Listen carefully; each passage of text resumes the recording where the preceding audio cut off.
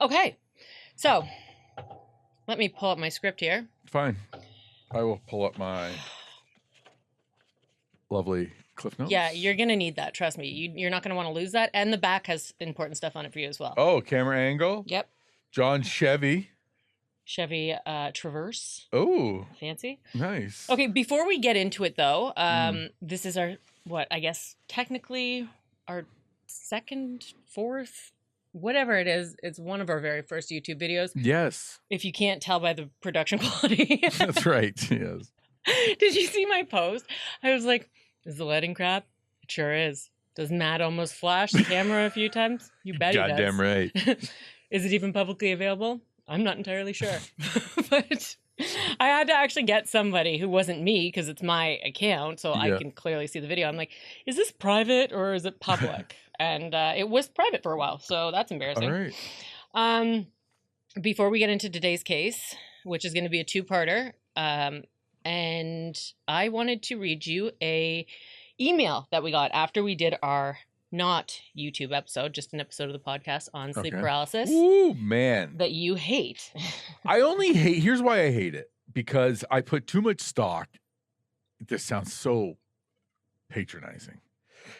I put too much stock into the credibility of our listeners. Meaning, that is patronizing. Yes, I know, and I don't mean it to come off of. I just mean I don't think not our viewers though. I don't think that they would lie to us, which is scary because they're telling the truth. Matt, I've had sleep paralysis. You don't trust me? Listen, it's one of the listeners that I trust. Oh my God. So the fact that so many people reached out just confirms that this is like an actual thing that I am bound to get. Matt, it's like 30% of the population in the world. Wild. Yeah. And then people are like, oh my God, I had no idea what I had. Well, I'm here to educate. And you are. That is my life's mission, and I'm glad to be accomplishing it. So the email that we got is from somebody who wanted to be identified as MJ, which absolutely not. Let's say her full name. Michael Jordan. So she writes, hey, Lynn and Matt, love you both. I've listened to every episode of the pod, and you're both my fave. Oh, tied. But who's like, is there one? Is there really? So I just finished your sleep paralysis episode, and I have to immediately send an email. She did. I've struggled with the first two forms of sleep paralysis. So if you recall, there was the incubus, which is the one where you see the sleep demon, sometimes it's sitting on your chest. Yes. And then the intruder, which was like the door handle is shaking, the footsteps are getting closer. Yes. There's like the impending doom kind of feeling. So she said, after listening, I believe I've had the first, I believe the true first time that this happened was when I was about 12. I'm putting on glasses, sorry. Fine. I'm trying to act like I can see things. You're just making it up. She's never had it. She just wanted to compliment your jokes. This is just a picture of my kids, actually. So, after listening, I believe the true first time this happened to be was when I was 12 and sleeping over at a friend's house. I was mentally awake, but my eyes didn't open and I saw nothing. But I could tell I wasn't in my bed. I began to think I must have been kidnapped. After fighting with myself to move, I finally shot up. When I opened my eyes, my hand was around my still sleeping friend's throat. I just went back to sleep and never told her what happened. But wait, there's more. That's like straight up like Undertaker. Yeah, you should have told her that you almost killed her. Before your episode, I only knew the sleep paralysis demon to be true sleep paralysis. The first time I can remember seeing it was when I was 15. For context, I had recently moved into an extra room detached from the main house because my sister and I shared a room and we were about to murder each other. It could be spooky out there away from the rest of the family, but I always locked the doors. One night, I opened my eyes and looked around to see my bedroom just as I left it. I had a pit in my stomach like someone was going to hurt me. This is the intruder one. But I couldn't move. The next thing I know, my bedroom doors open and a dark figure behind starts moving towards me. No face or distinct features, basically just a silhouette. It got right up to me by my side of the bed and just stood over me for what felt like forever until I snapped out of it. Once I could move, I looked around at my empty room and the door still closed. I didn't have this type of hallucination for a while after that. Not until I was in college, after moving into a room in a specific house, I met the sleep demon every morning.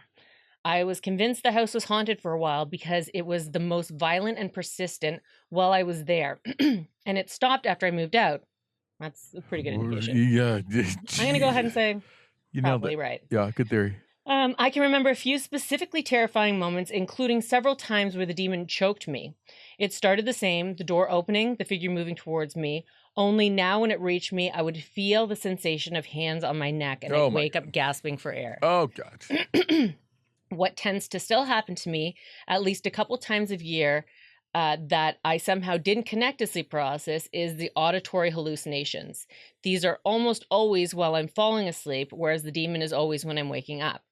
I will hear footsteps and my door opening, but I can't move. However, I usually don't see anything when this happens. My eyes remain closed. I can't move. I just hear danger coming. For that reason, I didn't connect it the same thing, although in hindsight, it seems obvious. Oh, my God. The last time this happened was a few months ago. My husband and I were both going to bed and I started to drift off until I heard heavy footsteps downstairs. By this time, because of my inability to move, I realized that it was most likely a hallucination, and being as tired as I was, I rolled the dice and just let myself fall deeper into sleep. My husband was none the wiser. But these hallucinations aren't always... Oh, this is why I wanted to read this one. I remember. But these hallucinations aren't always unpleasant. Sometimes it's more like I'm seeing a dream starting while I'm still partially awake, because it's double exposure, essentially. Sorry, explain that? So you are awake, but your mind is still in so it's basically your dreams, or usually your nightmares, projecting into your actual living spaces. Oh, because you're 1 foot in dreaming. Exactly. And you're 1 foot in. Oh, my. Oh. Why do we do this to ourselves? Why is the mind like this? Explain that. Go. Well, the mind, this is a hiccup because the mind puts you in a state of paralysis so that you can't act out your vivid dreams when you're in an REM state. So really, they're just saving your bones and kind of protecting us, messing with your mental stability. Awesome. Thank you. So, but not in MJ's case, because this is, a pot of gold at the end of the rainbow, if you may. So, sometimes they're like a dream. Wink. This is when I most easily slide into lucid dreams. It starts with being in a state between awake and sleep. I always thought that it was just like premature dreaming, but it does come with paralysis. From here, I can typically choose to wake myself back up or go deep into a lucid dream. I always push myself into the lucid dream, and Matt will be happy to know that I always use lucid dreams for sexual purposes. Oh my God. It saves a lot of masturbation time. And then this emoji. Oh my. Anyways, I know that was long, but I hope you enjoyed it. I have suffered from this sleep disorder. Suffer? Sounds you hit the jackpot. As well as insomnia and night terrors for most of my life now, and find them as fascinating as they are terrifying and sometimes horny. I vote you do part 2 on paralysis and lucid dreams. Thanks for reading, and if this makes it on the pod, call me MJ. All right. Yeah, damn right, MJ. We're going to do a whole episode on you. Bang paralysis. Well, is there banging paralysis? Sleep banging? It might be date rape, and we probably shouldn't touch on that right now. That might just be flat out, sexual assaults. Woof. So, here's the deal. The case I'm doing today, you know what? I want to commend myself. I would also. I want to say this is a very brave move, because there's so many people right now invested in this case, and so many of those people know every single moving part of it. It is the number one thing that people ask me about the podcast. Really? Or like when people bring up like, hey, do you know about this? It's your big heavy hitters, but this is a big one. Yeah, this is a huge one. So we're doing the Karen Read case today. I started my research on this late because I know the case. I've been following the court, the trials, and I thought, okay, here's what I'm going to do. Instead of doing a deep dive on it, what I'm going to do is I'm going to lay out the scenario that happened, and then I'll give you a bunch of conflicting pieces of information or evidence that Mhm. went against, what was initially thought. And I thought, you know what, that shouldn't be a very big episode. You're just laying it out. You're just It's a laying it out. slippery slope for me because I'm like, I have to include this. Well, I have to include this. Well, I have to include this. Like, And this would have taken an hour for me. Like, this would have been like, okay, that's it. I'm done. I'm no longer doing my little mini episodes. I drew a picture and good night. That's right. So, one of our Patreons too, Shelly, she is super passionate about this case, and I'm gonna level with you. Like when it first started coming to light, she asked me to join a Facebook group, and I did, and I started to see everything unfolding, and because she was like, there's some like pretty crazy stuff getting exposed. So like, why don't you check it out and maybe you can do an episode on it? Like what? Like a Karen Reed Facebook page? Like yes. Karen Reed It was a case? free Karen Reed Facebook page. Oh, Yeah. okay. So in all honesty, I did get behind it for a little bit, but I'm going to tell you the things that happened on that night, the things that I knew about, and I'm going to tell you the stance that I took on it originally. And I'm also going to, so last night when I was trying to explain it to my husband, I said, Kate, shut up for 4 seconds and I'm going to tell you something. And so I told him and he goes, okay, yeah. So she killed her boyfriend, move on. And then I was like, no, you need to stop talking.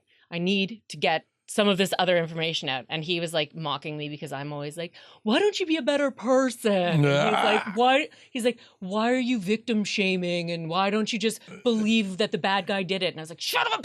Yeah, right. I was one of those people that was shit. trying to shove these conspiracy theories down his throat, but they turn out to actually have a lot of facts behind them. So here we go.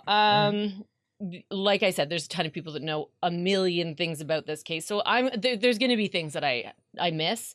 There's over 3 years now, and there's been 2 trials. So is that how long it's been going on? Yeah. So it was January of 2022. Was the incident. Yes. And then there's been 2 trials. There's been a mistrial. So there's a ton of information that's out there. I'm going to try to hit on what I think is really the important parts. And we are going to come back and do a part 2, which is going to have a lot of the crazy things that kind of pop up. So yeah, right now we're in the midst of the second trial. They were actually, when I was looking it up last night, in case anyone's worried, our saw is still working great. If you can hear him downstairs. We are not cutting up bodies. Yeah. He has cut every single piece of wood and berry, though, I imagine. I don't think there's anything left for him to cut. Well, he does have the contract for the playground, so he does make the wood chips, and he insists on doing it by hand. You gotta love an old school craftsman.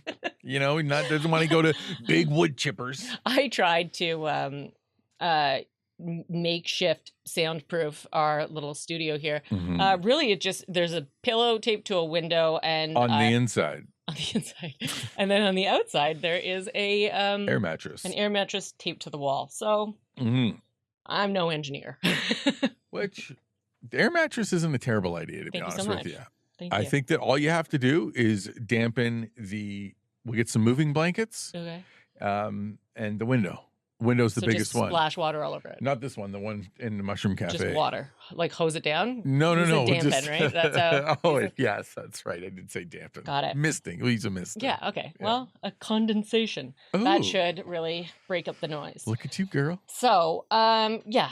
They said that they might be going into deliberations today. The 10th is, so it's the 10th of June. I don't know. Okay. As of right now, they are still in it. This is my legal jargon. Like the trial is ongoing. It's ongoing, yes. So, and it's the retrial this time. So, the remix. Yeah, so we're going to get into it. Here's a little bit of the background leading up to the night of January the 29th of 2022. So John and Karen had met each other through a friend in February of 2004. They had dated for a few weeks before she ended up leaving to work in Ireland for the spring of that year. They were both super young then, in their 20s. So that time apart, basically, as it would, fizzled out any potential for a romantic connection. And that was that. They both went their separate ways. No more romance, no more Lance romance. When COVID hit, though, Karen was working in financial services, which was, luckily a type of a field that you could work remotely from home. And that's what she was doing at her home in Mansfield when she received a Facebook message from ex-fling John O'Keefe, and he would say, "Hey, blast from the past, how's it going?" Unbeknownst to Karen, one of his friends in one of the documentaries that I watched, the documentary was called Body in the Snow. I think it's 5-part Well, it's a little docuseries. on the nose with the name. Yeah, no, they were not. And you know what? I think we should also... You should be got like Cold Case or something like that, or like Let's address Cold the fact Blood. that I cannot say the state name. If it does happen to come up, I will just be saying Mass because I don't want to disrespect anybody. And Massachusetts. stop trying. Kobe. I nailed it. Massachusetts. So, oh, well, nobody likes a bragger. Mhm. So yeah, his friend was like, listen, he had messaged a couple of his ex-girlfriends, but she was the only one that responded. Oh, the little shotgun. Yeah. Little throw it out there. That's So, and I'm also going to interject a little bit of my own personal opinions here because Okay. John O'Keefe was super handsome. great. Okay. I mean, he was tall, he was buff, he had these really gentle, like kind eyes. He was a police officer now. He had followed in the footsteps of his grandfather. John, you know, always had wanted to be a cop. That was like, there was no option number 2 for him. And when they were assigning badge numbers, his grandfather's number had been 490 and that had been retired. So John took the next best thing and his badge number would be 2490. Yeah. So just threw a 2 in front of it. Just do for you and me. 2.0. At the time, Deuces. Gramps. Deuces. when Karen, that's the mass, you're trying to do a mass accent there. I was. He's hot. He's hot. When Karen saw his Facebook profile pic when he had messaged her, it would appear that he had a wife and kids. Oh. And so she didn't instantly write back. But then she said she remembered hearing something about him taking in his sister's kids. So she ended up messaging him back. And that was when she learned that John, who had an older sister named Kristen and a younger brother named Paul, had taken in his toddler-aged niece and nephew when in 2013, his sister was diagnosed with brain cancer at only 39 years old and would sadly pass away 5 months after getting the diagnosis. That's so crazy to me. You want to hear something even crazier? You don't know anything about this case, really, right? Just the kind of the title of that documentary. So, after his sister, who they would lovingly call Christy passed away on November 11th, leaving her husband, Stephen, alone with the kids. And in a cruel twist of fate, 2 months and 1 day after losing Christy, Stephen would suffer a fatal heart attack, leaving these poor, sweet children without parents. At the time, their daughter was 6 and their son was 3. In 2014, I looked it up, and there's actually like newspaper articles about these babies losing their parents who are both 39 years old within 2 months, well, just outside of 2 months from each other. Everywhere doesn't, aside from the actual court cases, doesn't say the kids' names. So I'm just going to not say the kids' names. Yeah, that's good. They've got a lot going on. So he died of a broken heart. Like, I mean, like that's within 2 months. Yeah, it is right? crazy. And then Maybe, you have and a also heart the attack, stress of like- losing her. And then, yeah, he's got these 2 little, a 3-year-old and a 6-year-old. Like, my God, Yeah. these are babies too. So like, yeah, Wow. a broken heart and probably a lot of stress. Yeah. So these 2 children called John JJ, and he made the decision without, any coaxing that he was going to gladly step in and volunteer to take these 2 kids in, like these 2 babies, as a single man. And he already had like a really deep bond with these kids. So I don't know. Personally, if I'm in Karen's situation, I see this handsome guy and then he's telling me this story, Yeah. hook, line, and sinker. Yes. Like, and he's a cop, like it's got that authoritative, like forget about it. So, Catch. a total catch. Yeah. And not to mention, in learning about John, some words that would often be repeated when describing him were loyal, protective, funny, generous, reliable, selfless. The list goes on. I'm thinking, she's probably looking at this going, he's a pretty good candidate. Yeah. Yeah. Okay. You hot. That's Yeah. Thank you for the DM. yeah. Get up on it. So, they would get together and pretty instantaneously they were very close. He would introduce Karen to the children, and she would say that even though she didn't ever really envision herself having children, she really loved John's children. Oh, that's nice. By New Year's Eve of 2021, they were very much a couple, but not without their issues. Now, one thing I will say about Karen and watching many interviews with her is that she's a very strong, opinionated woman. Okay. And she even in her home videos she has, I believe it was an older, regardless, she was in the middle. She has one brother, one sister. Okay. And in her home videos, she was always the focal point, like the one, like, standing on chairs and singing, like that kind of a personality. Right. I wouldn't know anything about that. No, you wouldn't. Of course not. But, so yeah, they did have their issues. And something that gets brought up a lot when discussing this case is the Aruba incident. So this took place over the, I believe it was the 29th of December until they were supposed to leave on the 7th of January, but they did leave a couple days earlier. Right. So basically what happened here was allegedly Karen and John went to Aruba with a large group of people. John was dear friends with a woman who was organizing the trip. He had actually been best friends with her son's father. Now, this was a really, I only included it because I just kind of wanted to focus on who John was as well. Mm-hmm. This best friend of his, who his girlfriend had just gotten pregnant. Her name is Laura, and she's the woman that's arranging this whole trip. She was just pregnant, and this man was dealing with his own mental health issues. And she called John one day and basically said, I'm really, really worried about him. I just got off the phone with him, and I think that he's in danger of doing something to himself. I need you to help me. And John was at his nephew's birthday party, and he just kind of flew up, orchestrated a bunch of people to go and look for him. Sadly, when they found him, he had taken his own life. Oh, jeez. But after that, John really stepped up. He was there for Laura, and she asked him if he would be the godfather to her baby, which was his best friend's baby as well. He was honored, and by all accounts, he was just the greatest godfather. Yeah. Not a birthday or event or a sporting event, and nothing passed without him being there. And they all kind of lovingly called him like the Godfather. The Godfather. So that would play a part in this story. So basically, he's the Godfather, and this woman had. They would always go to Aruba for the holidays. And so she was able to get a bunch of people going, and she picked up about 20 timeshare rooms. So just people who, it was their week and they weren't going. And so then she was asking, she had a couple spare rooms, and she was asking if anybody wanted to join. John got in touch with her, and he said that it would be himself, Karen, and the two kids. So they would go a day earlier than the big group that was getting there. And on New Year's Eve, they had already been there for a couple days, and John had made it clear that he wanted to lounge in his swim-up pool that was off of his room and just, throw back a couple drinks and watch the Alabama game. What that means is anyone's guess. Is it football? Roll Tide, baby, roll Tide. You know what it's not? Hockey. Alabama, guaranteed that is football. All right. Bama football, baby. What about cricket? Could have been cricket. Yep. So what do you know? Yeah, that's true. So later that day, okay, so John's been tossing back a couple wobbly pops. Hanging out at the resort, the swim-up bar, him, swim-up pool. Karen and himself and his kids both had separate rooms. The kids are like early teens at this point, and they're on the first floor, so they have swim-up rooms, which is incredible. But later that day, I'm assuming after the game was over, Laura's younger sister, okay? So her younger sister's named Marietta. She had just arrived, and John's like family, right?